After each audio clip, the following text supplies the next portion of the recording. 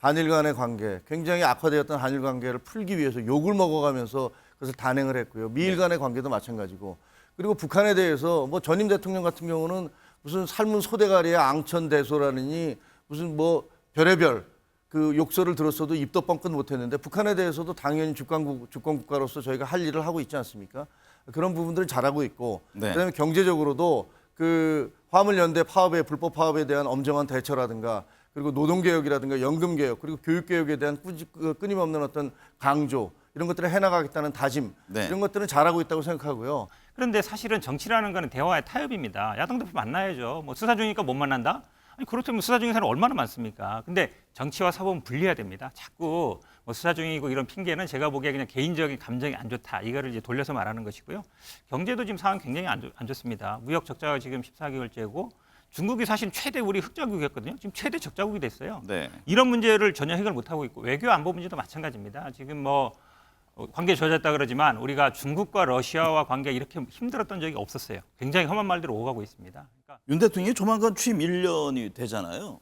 짧게 한번 평가를 들어보겠습니다. 김종혁 전 비대위원님. 국민의힘은 전체적으로 어떤 평가입니까? 그 윤석열 대통령은 총론에 있어서 그 방향에 있어서는 저는 잘 가고 있다고 생각을 합니다. 일단 한일 간의 관계, 굉장히 악화되었던 한일 관계를 풀기 위해서 욕을 먹어가면서 그것을 단행을 했고요. 미일 간의 관계도 마찬가지고. 그리고 북한에 대해서 뭐 전임 대통령 같은 경우는 무슨 삶은 소대가리의 앙천대소라느니 무슨 뭐 별의별 그 욕설을 들었어도 입도 뻥끗 못했는데 북한에 대해서도 당연히 주권국가로서 저희가 할 일을 하고 있지 않습니까? 그런 부분들을 잘하고 있고 네. 그다음에 경제적으로도 그 화물연대 파업의 불법 파업에 대한 엄정한 대처라든가 그리고 노동개혁이라든가 연금개혁 그리고 교육개혁에 대한 끊임없는 어떤 강조 이런 것들을 해나가겠다는 다짐 네. 이런 것들은 잘하고 있다고 생각하고요. 네. 근데 왜 지지도는 그렇게 낮고 못하고 있느냐? 저는 뭐 이것이 그 대선 이후에 대선 2라운드가 지금 계속되고 있다. 네. 그 이재명 대표께서 다른 그 일반적인 그 대선 패배자들과는 다르게 곧바로 국회의원으로 그 당선이 되신 다음에 당 대표가 돼서 당 전체를 지금 그 마치 대선 때와 같이 그렇게 싸움하는 그런 2라운드를 끌고 가시고 있다는 네. 그런 어려운 환경이 있고 또 그 169석이라는 압도적 다수를 가진 야당이라는 그런 측면이 있고요. 그다음에 세 번째 뭐 자체적으로도 세련되지 못한 어떤 그런 정책 발표들 같은 거 69시간 발표 같은 거 말이죠. 네. 이런 식의 세련되지 못한 발표를 통해서 스스로의 지지율을 좀 깎아먹은 부분이 있어서 총론에서는 방향은 잘 잡고 있는데 세련미가 좀 많이 떨어졌다 이렇게 말씀드릴 수 있습니다. 정근택 부원장님, 윤 대통령 1년 동안 정치가 사라졌다 이런 얘기들도 있었잖아요. 민주당이 바라보는 윤 정부 1년은 어떻습니까? 일단 뭐 지지율로 나타나고 있다고 봅니다. 지지율이 최근에 약간 상승하고 있습니다만 대부분 긍정평가가 30대 초중반 정도고요. 부정평가가 50대 중후반에 머물고 있는데 결국은 사실은 그전에도 보면은 1년 동안은 굉장히 이제 지지율이 높게 나오는 상황이 있거든요. 안 좋게 나오고 보는데 지금 말씀하신 것좀 똑같아요. 그러니까 국민의힘이나 지금 대통령실을 보면 항상 모든 게 다 민주당 탓이에요. 일본이 국영화된 거 또 민주당 탓이고 정치를 못하는 거 또 민주당 탓이고 정치가 안 되는 거 또 민주당 탓이고 그런데 사실은 정치라는 거는 대화의 타협입니다. 야당 대표 만나야죠. 뭐 수사 중이니까 못 만난다? 아니 그렇다면 수사 중인 사람 얼마나 많습니까? 근데 정치와 사법은 분리해야 됩니다. 자꾸 뭐 수사 중이고 이런 핑계는 제가 보기에 그냥 개인적인 감정이 안 좋다. 이거를 이제 돌려서 말하는 것이고요. 경제도 지금 상황 굉장히 안 좋습니다. 무역 적자가 지금 14개월째고 중국이 사실 최대 우리 흑자국이었거든요. 지금 최대 적자국이 됐어요. 네. 이런 문제를 전혀 해결 못 하고 있고 외교 안보 문제도 마찬가지입니다. 지금 뭐 관계 좋아졌다 그러지만 우리가 중국과 러시아와 관계가 이렇게 힘들었던 적이 없었어요. 굉장히 험한 말들을 오가고 있습니다. 그러니까 우리가 강대국이 아니지 않습니까? 어찌 보면 균형 외교를 해야 되고 경제와 외교를 분리하면서 이렇게 대응을 해왔는데 이걸 완전히 흐트러버리고 있습니다. 저는 그래서 정치도 안 되고 있죠. 경제도 안 되고 있죠. 외교 안보도 안 되고 있어서 그게 그대로 지금 지지율로 나타나고 있다 이렇게 보고 있습니다. 배종찬 소장님, 네. 지난주 윤석열 대통령 지지율이 갤럽과 리얼미터에서 모두 상승했습니다. 방미순방 효과인지 상승 기조로 돌아선 건지 아니면 일시적인 것인지 어떻게 보세요? 방미순방 효과라고 봐야 되겠죠. 네. 뭐 앞으로의 대통령 지지율은 또 이 한일 정상회담 효과가 어떤지 지속적으로 봐야 될 것 같고요. 일단 대통령의 지지율이 지난주 발표된 조사에서 올라간 것은 순방 효과다. 첫 번째로는 이제 지지층들이 조금 더 결집한 효과. 또 하나는 이제 무당층에서 정파적이지 않은 지지하는 정당이 없다는 무당층에서 대통령의 지지율이 좀 더 올라간 것. 네. 두 번째로는 한국갤럽에서 긍정적인 평가 이유를 물어봤더니 대통령의 외교다라는 것이 직전 조사보다 훨씬 더 높아진 35%로 나타. 물론 부정적인 평가 이유도 외교가 가장 높습니다. 하지만 이제 긍정적인 평가 이유가 더 높아지면 특히 이제 시큐리티, 안보나 또 세마이 컨덕터 이 경제와 관련된 부분보다도 이제 집중된 것은 대통령의 스킨십, 또 아메리칸 파이와 상하원 합동 영어 연설 등이 이제 주목이 됐을 테고요. 그만큼 이제 긍정 평가 이후로 외교가 높은 것을 보면은 지지층들이 순방 효과에 대한 더 긍정적인 평가를 추가적으로 부여했다라고 네. 해석할 수 있겠습니다. 이은영 소장님. 네.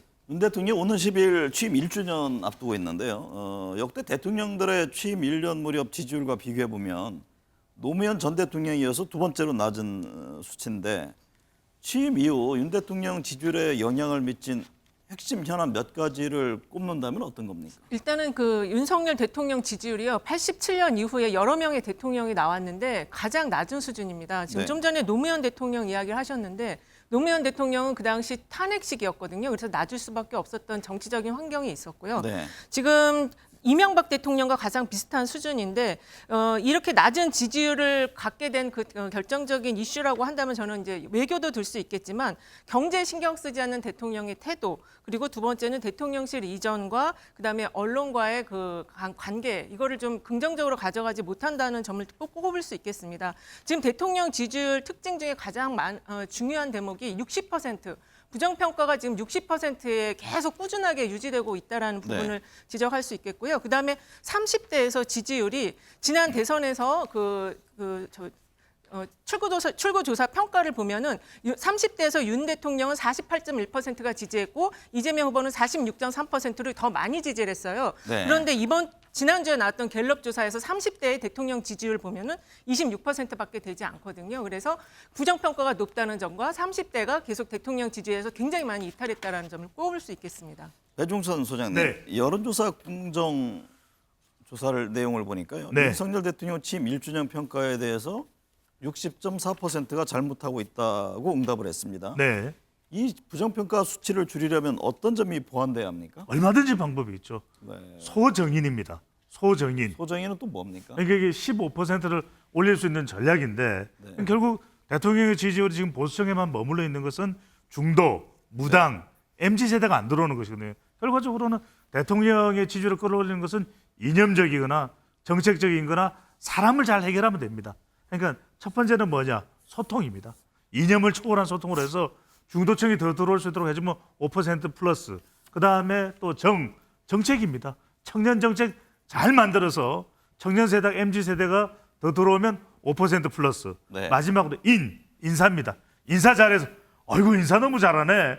이러면 이제 무당층까지 들어오기 때문에 5% 플러스 15%가 올라갈 수 있는데 제가 이렇게 설명하면 특히 MBC 시사스 패스에서 많은 지금 시청자분들이 있으면 그럼 당신이 대통령 하재 이러거든요. 저는 제가 드릴 수 있는 말씀은 그런 얘기 들으셨어요? 하시더라고요. 그래서 네. 저는 못합니다. 윤석열 대통령이 이거 다 못하거든요. 그래서 저는 할 수 있는 데까지 윤석열 대통령이 다 하는 최선을 다하는 그 모습도 플러스가 될 수 있습니다. 사실은 다 어려운 과제를 말씀해 주셨네요.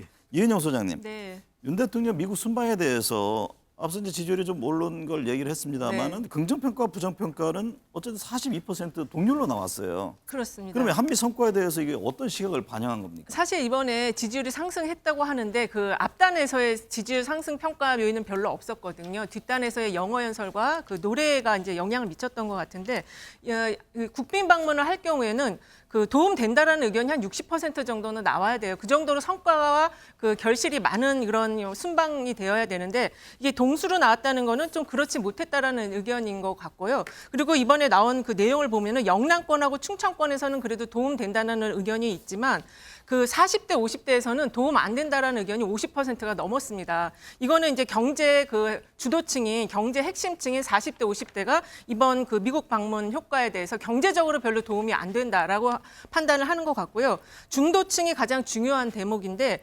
중도층에서는 도움 된다는 의견이 37%, 도움 안 된다가 48%로 도움 안 된다는 의견이 훨씬 더 높습니다. 네. 그래서 전체적으로 조금 약간의 성과는 있었지만 국민들의 만족도를 높이진 않았다. 이렇게 정리할 수 있겠습니다. 배 수장님, 네. 김건희 여사가 미국 순방에서 10개 이상의 개인 일정을 소화한 것으로 알려졌는데 네. 한일 정상회담이나 외교 무대 등에서의 김 여사의 외부 활동이 대통령 지지율에는 어떤 영향을 줍니까? 이게 닭이 먼저냐 달걀이 먼저냐. 일단은 대통령 지지율이 높으면 그래도 김건희 여사와 관련된 논란이 상당히 또 해소되는 거 아니야. 또는 김건희 여사가 행보를 최소화하면 안 하면 오히려 대통령 지지율이 올라가는 거 아니냐. 꼭 그렇지만도 않은 것이거든요. 네. 결과적으로는 결론은 대통령의 지지율을 끌어올려야 된다. 대통령 지지율이 지금보다 훨씬 더 높아지면 김건희 여사와 관련된 부분도 다는 아니더라도 부분적으로 또 일정 부분 이상은 해소될 수 있다는 것인데 김건희 여사와 관련된 뭐 논란 지금 특검까지도 이제 제시돼 있는 상황인데 뭐 비판도 있습니다만 중요한 것은 결과적으로 대통령 지지율이 낮은 상태에서는 끊임없이 김건희 여사에 대한 부정적인 이 논란이 안 거쳐지거든요. 그렇다면 결국 중도까지도 대통령 지지율을 높이게 되면 동반되는 윤석열 대통령과 김건희 여사의 이 동반된 이 부부 프레임을 끊어내는 그 정도의 지지율을 끌어올릴 필요가 있는 것이죠. 네.